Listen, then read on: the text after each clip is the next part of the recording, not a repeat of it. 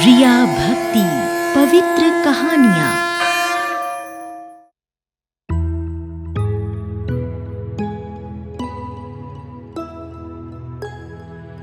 माँ काली ऐसी माता हैं जो जंगल में भी मंगल कर देती हैं।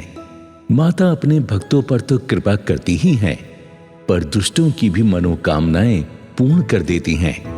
यदि भक्ति में शक्ति हो तो माँ सारी विपदाएं दूर कर देती हैं। आइए अब हम आपको बताते हैं कि माँ एक चोर की दशा और दिशा किस प्रकार बदल देती हैं। एक बियाबान जंगल में काली माता का मंदिर था। मंदिर बहुत छोटा था, पर चमत्कार बहुत बड़ा था। कई सालों पहले इस मंदिर का निर्माण जंगल में रहने वाले डाकुओं ने अपनी रक्षा के लिए किया था। इस मंदिर में काली मां की मूर्ति स्थापित थी। मां अपने भक्तों की सभी मनोकामनाएं पूर्ण किया करती थी। इसी जंगल के आसपास एक कालू नाम का चोर भी रहता था। एक दिन कालू चोर मां काली के दर्शन करने आया। उसकी नजर मंदिर में एक घंटे पर पड़ी जो सोने का था। चोर के मन में लालच आया कि इस सोने के घंटे को यदि मैं चुरा लूं तो सारी उम्र कमाने की आवश्यकता नहीं पड़ेगी। उसने माता से हाथ जोड़कर प्रार्थना की, हे काली मैया, तुम मुझे शक्ति दो, मैं तुम्हारे सोने के घंटे को चुरा सकूं। तुम सबकी मनोकामनाएं पूर्ण करती हो, मेरी भी ये मनोकामना पूर्ण कर दो। कालू चोर ने उस सोने के घंटे को मां की कृपा से उतार लिया। जब वो उस सोने के घंटे को लेकर मंदिर के बाहर आया, तभी उसका हृदय परिवर्तित हो गया और वो सोचने लगा, जिस मां ने मेरी गलत मंशा को भी वरदान देकर पूर्ण किया हो, मैं उसका घंटा चुरा कर ले जाऊं। धिक्कार है मेरे जीवन पर। क्षमा कर दो मां, मुझे क्षमा कर दो। मां, तुम कितनी अच्छी हो, तुमने मुझ चोर की मनोकामना पूर्ण कर दी। मां, मैंने तुम्हारे साथ बड़ी घात कर दी। हे जगत जननी काली मां, मेरा अपराध क्षमा करो और मेरी दशा और दिशा बदल दो। आज से मैं कभी चोरी नहीं करूंगा। मुझे शक्ति दो मां कि मैं मेहनत की कमाई से अपना और अपने बच्चों का पेट भर सकूं। मुझ पे कृपा करो मां, मुझ पे कृपा करो। मां से ये अर्जी लगाकर उसने सोने के घंटे को वहीं पर टांग दिया जहां से उतारा था। वो मां के सामने प्रतिज्ञा करके घर लौट आया। 2 दिन हो गए, कालू चोरी करने नहीं गया। बच्चे भूखे थे। तब उसकी पत्नी ने कालू से कहा, क्यों जी, तुम्हें 2 दिन हो गए हैं, तुम चोरी करने नहीं गए। बच्चे भूख से तड़प रहे हैं, घर में एक दाना नहीं है खाने को। अरे हम कब तक भूखे रहेंगे? देखो, मैंने देवी काली के सामने उसको वचन दिया है कि मैं अब कभी भी चोरी नहीं करूंगा, चाहे कुछ भी हो जाए, चाहे मेरे बच्चे भूख से मर क्यों ना जाएं, मैं चोरी नहीं करूंगा। कालू ने अपनी पत्नी को सारा किस्सा कह सुनाया। जब कालू और उसके बीवी बच्चे भूख से तड़पने लगे, तब माता काली ने चमत्कार किया। कालू के घर एक सेठ आता है। अरे कालू, कैसे सर पे हाथ रख कर बैठा है? अरे सब ठीक ठाक तो है ना? मैं मेहनत करना चाहता हूं, पर कोई काम नहीं मिलता। अरे कालू, दुखी क्यों होता है? तू मेरे घर पर काम कर, तुझे काम मिल जाएगा और मुझे तुझ जैसा ईमानदार नौकर मिल जाएगा। चल बता, मेरे घर पर काम करेगा? कालू को ऐसा लगा कि ये माता की लीला का ही चमत्कार है जो सेठ को उसके घर भेजा है। कालू ने सेठ जी से एक बार में ही हाँ कर दी। हाँ सेठ जी, मैं तैयार हूं, पर पगार क्या मिलेगी? देख भाई, तुम्हारे गुजारे लायक बहुत दे दूंगा। ठीक है सेठ जी, तो कब चलूं आपके घर?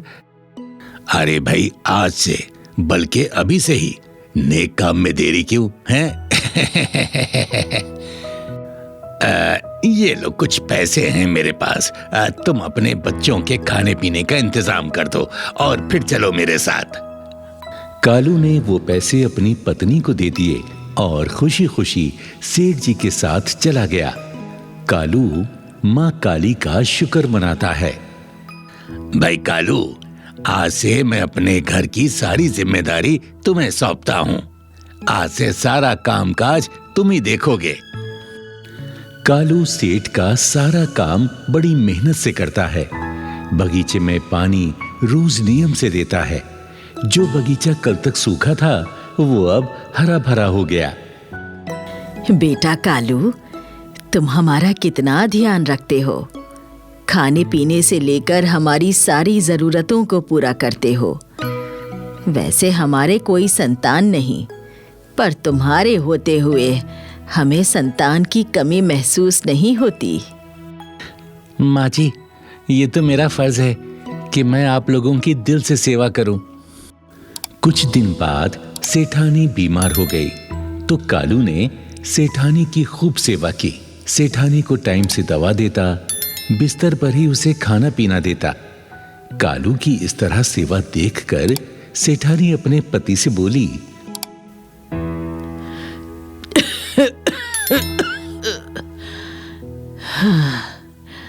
सुनो जी, कालू बड़ा ही अच्छा लड़का है। इतनी सेवा तो अगर हमारा पुत्र भी होता तो वो भी नहीं कर पाता। इसलिए मेरी ये इच्छा है कि तुम कालू को ही अपनी संपत्ति का मालिक बना दो, क्योंकि मेरा कोई भरोसा नहीं, जाने कब भगवान मुझे उठा ले। अरे ऐसा क्यों सोचती हो भाग्यवान? भगवान सब ठीक करेगा। तुम देखना, बहुत जल्द अच्छी हो जाओगी।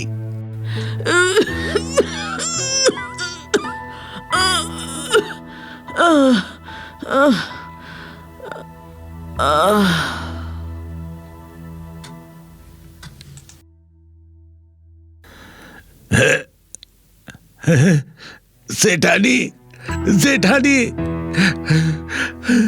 नहीं नहीं, तुम मुझे छोड़ के नहीं जा सकती। तुम मुझे छोड़ के नहीं जा सकती।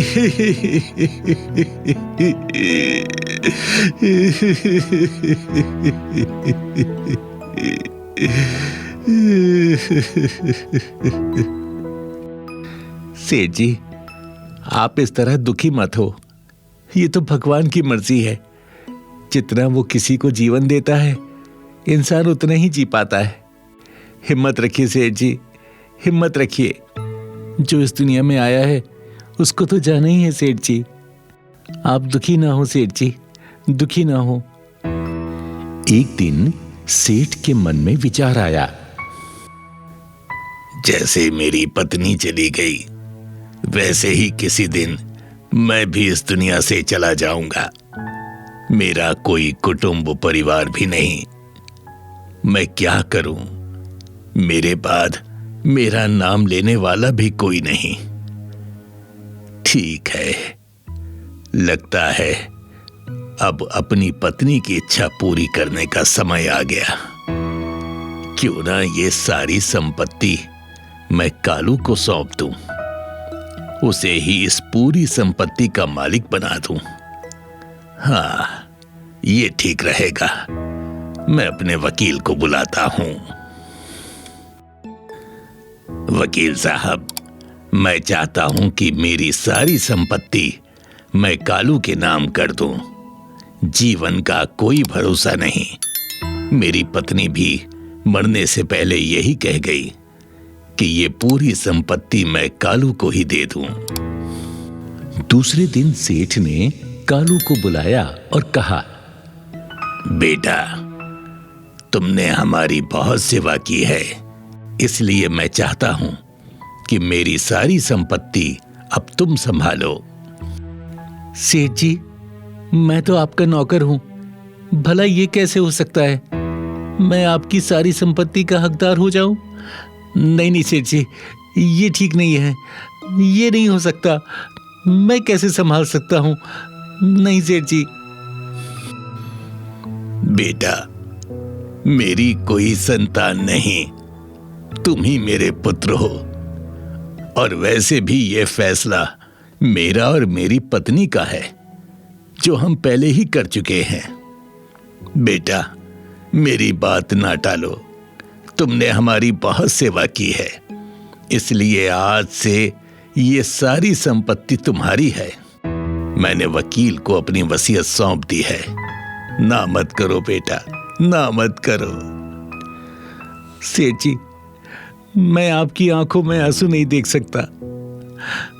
आप कहते हो तो ठीक है, शायद ये मेरी काली माता का कोई चमत्कार है, उनकी इच्छा है।